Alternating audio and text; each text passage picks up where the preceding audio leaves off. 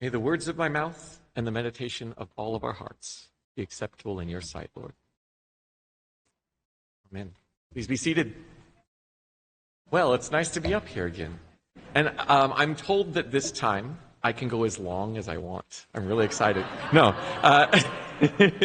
No. I'm also excited to speak on the book that was named after. No, I was named after the book of Joel, after that prophet. My wife named, not my wife, wow. My mother named me after the prophet Joel. She was moved to give me that name. It's very meaningful to her. If you ever run into her, you can ask her, and she'll tell you the whole story. During this sermon, I want to ask regularly, and I want you to reflect on the question, what do you hold on to? What is it that gives you your identity in this world, in this society, in community? What makes you feel secure? I, for example, I'm a musician. I'm a teacher and I'm a musician. I have played music for basically my whole life. If you ask me, what do? I say, I teach music, or I play music, or something like that. It gives me my livelihood, my financial security. I have invested so much of my life into music that it is hard to imagine a life without that. I'm also a teacher.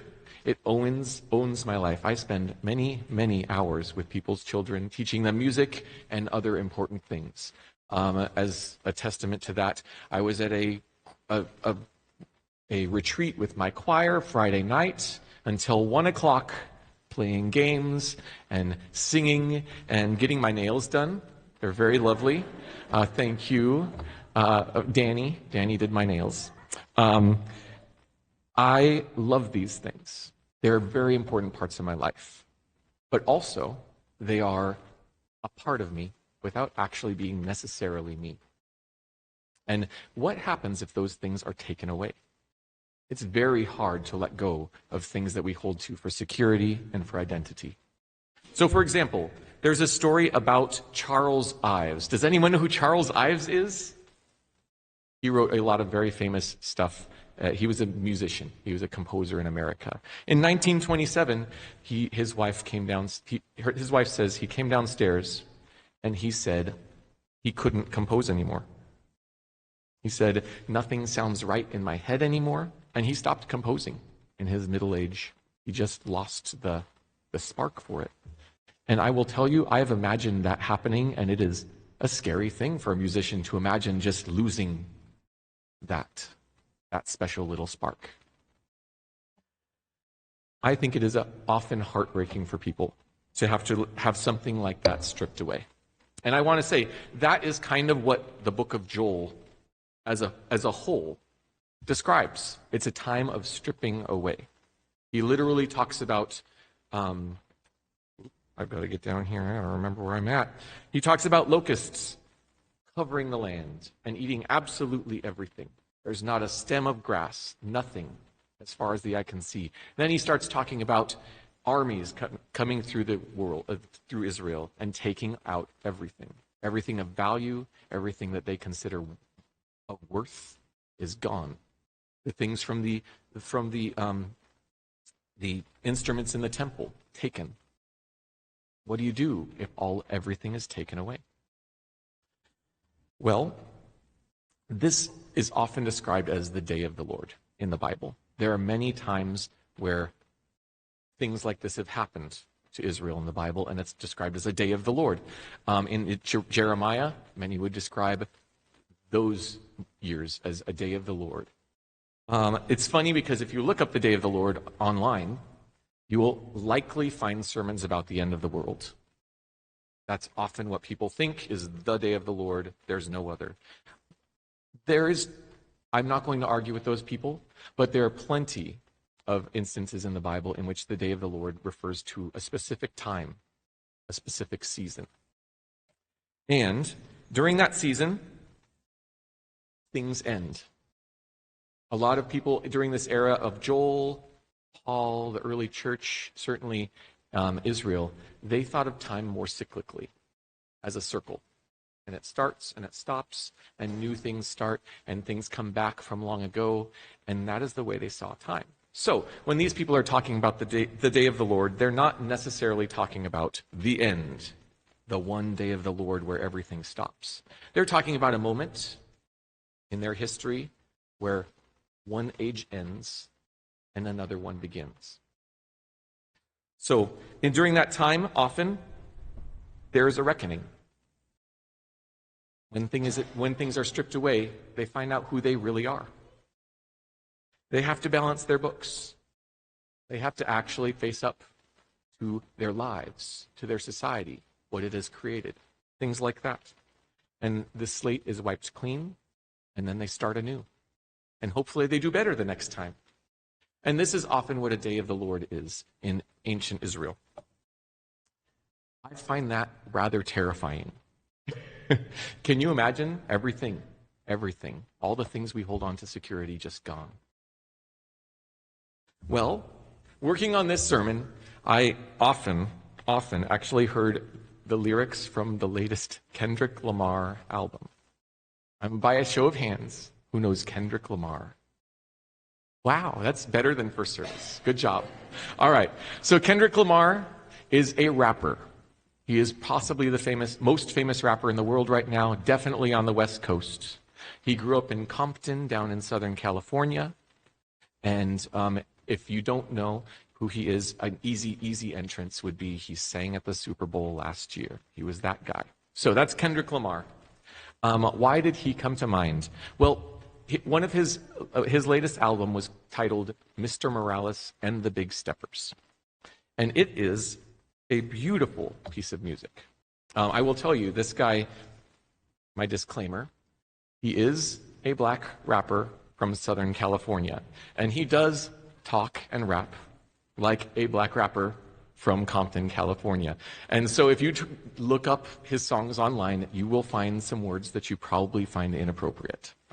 That's my little 2 bits on that. But he also writes some beautiful things. He's actually a Pulitzer Prize winner for some of his work. He really, really raps about the human experience. And in this particular album, Kendrick Lamar, he examines his own life on an album. He ruthlessly attacks his own ego and his pride and the things that he does, that in his personal struggles. He airs them in front of the whole world and recognizes how they hurt his wife and his children. Over the course of the album, he raps about trauma as a child. He raps about going to counseling, arguing with his wife, his own issues with his own father, and how that shaped him as a human being. His propensity to have affairs and lean into like the cool rap culture thing, and instead of facing who he really is. At the end of the album, he deals with all of these things, and he finds some peace of mind and some paradise, which is the first words of the album. He wishes it for everyone else from the beginning to the end of the album. It's a beautiful work of art with a lot of inappropriate language, so be prepared if you go on the internet to look for that. But I am reminded of Corey speaking on Jeremiah a couple weeks ago, and he mentioned that Jeremiah was also, by at least some, considered the cursing prophet, because he used a lot of incredibly inappropriate Hebrew language when he was writing that book. Not that we know that, because anyone here speak Hebrew? No. Hey. The very first full track, like after the intro of this album, is called N95. And N95, he's referring to the mask that everybody wore during COVID, and it's post-COVID, and this song asks people to take off their masks. But you really, really quickly realize he's not talking about physical masks. He's talking about other types of masks that we all wear. Kind of like characters in a drama in ancient Greece. They'd put on a mask to be the sad person and another mask to be the happy person. We wear masks.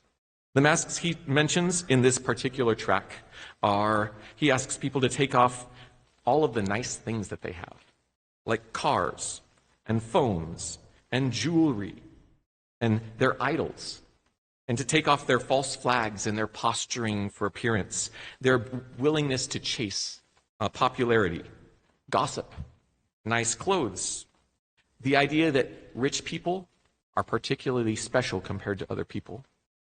All of these are masks that he wants people to take off. And what does he find when he takes off the mask and looks at himself in the mirror? He finds that he is ugly. There are things he's been avoiding in his life.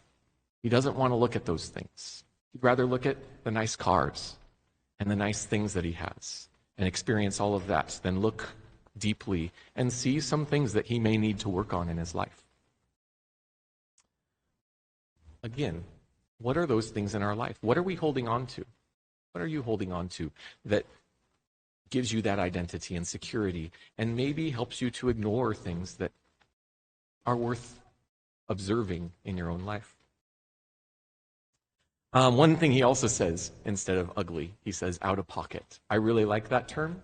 As a musician, he says you're out of pocket, which is like the person who's clapping at the wrong time. You're in a room and everyone's clapping and one person is way off. That is what out of pocket means. I love that because it speaks to me as a musician. I think life is often a musical experience. It's almost like a dance, and you have to pay attention to what's going on and hear the rhythm of it, and you kind of have to dance through it. And sometimes we don't listen to life. We don't listen to ourselves, and we don't listen to what God is telling us. And we may be doing life, but it doesn't feel right. It feels out of pocket, like we're not gelling with the music of life around us. And that's an important thing to notice. Let's see. I think that everyone in this room, on some level has experienced this kind of having everything stripped away and having no artifice and having to really look at yourself, the best of yourself and the worst of yourself, and having to reckon with that. That, I would argue, is also a day of the Lord. Maybe a personal experience, but it is a moment of reckoning. And it's often the end of one chapter of a life and the beginning of another, especially if we're able to learn from that moment. A good example of this is seen in Luke. Jesus, he mentions a Pharisee and a tax collector. And the Pharisee says, I'm pretty lucky. I'm a pretty great guy. And the tax collector does not. In this verse, we see a Pharisee who has his life together. He knows exactly how to behave. He knows exactly who's right to hang out with and who's not okay to hang out with. He knows how to use the right language to describe things. He keeps his nose clean. He has a great job. He has a great home. I bet he had a great family too. He is a man to be admired and respected. But he is also so tied up to all of these things, to projecting this identity of the good guy, that he's forgotten who he really is. There's more to him than that. He's not just those things that he does and that he has. On the other hand, we have this other guy, this tax collector. He does not cling to anything. He does not hide behind anything. He comes to God honestly and with everything stripped away. And he is accepted by God. He's rewarded for it. So I would ask again, what are the things you are hiding behind? What are you holding on to? What do you hold on to for security instead of perhaps looking at yourself or holding to God for security? God mentions that he is a refiner's fire. And this is a kind of a segue because I'm not just going to talk about everything being stripped away all morning. He also talks about being a refiner's fire. And that is a wonderful analogy of what these times can be. They can be a time where the bad, the hard things, the things that we hold on to that may not last or may not be important are burned away.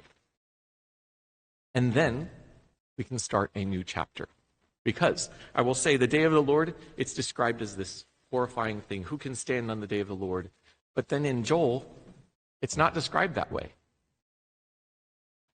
The day of the Lord can actually be a new beginning.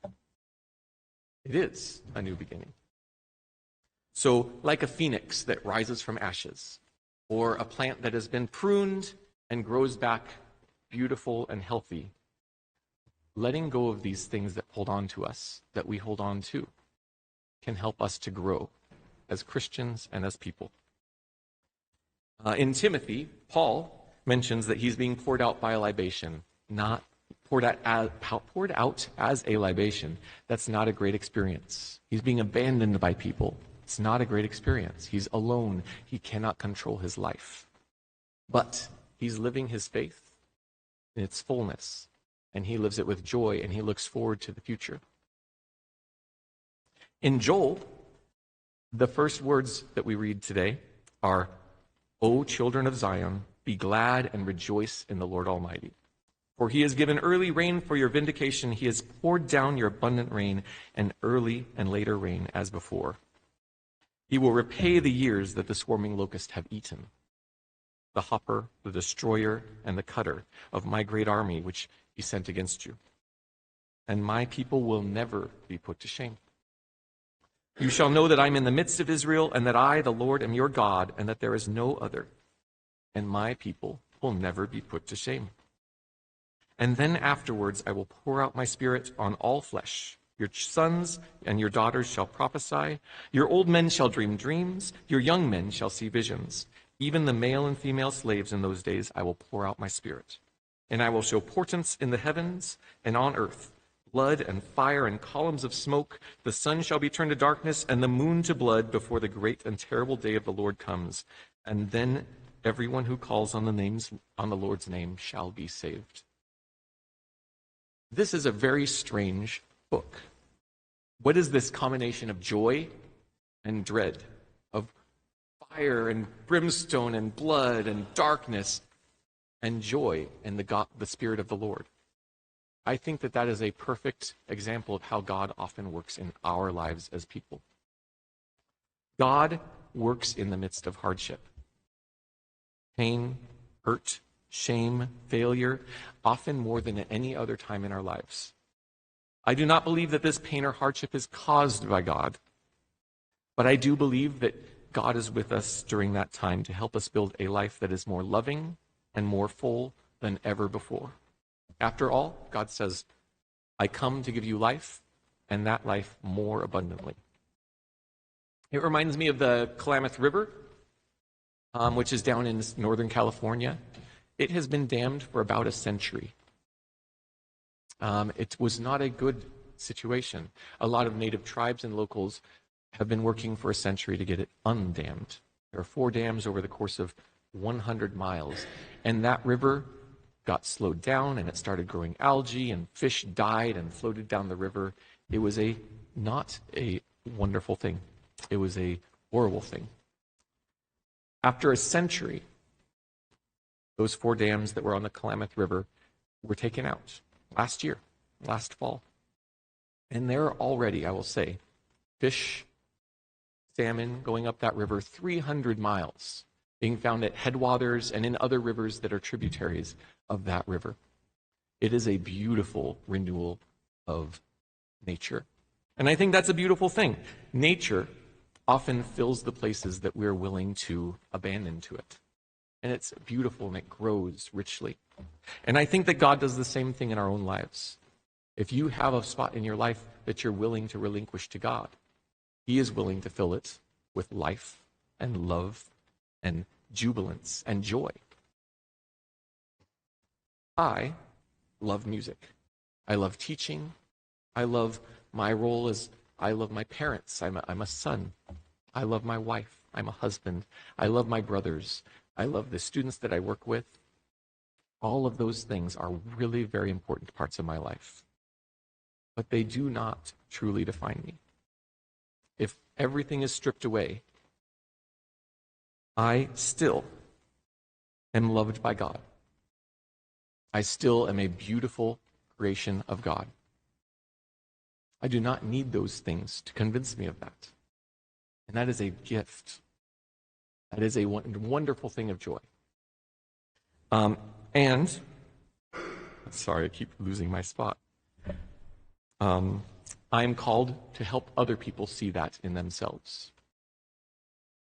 To take the mask off and to see who God truly wants them to grow into.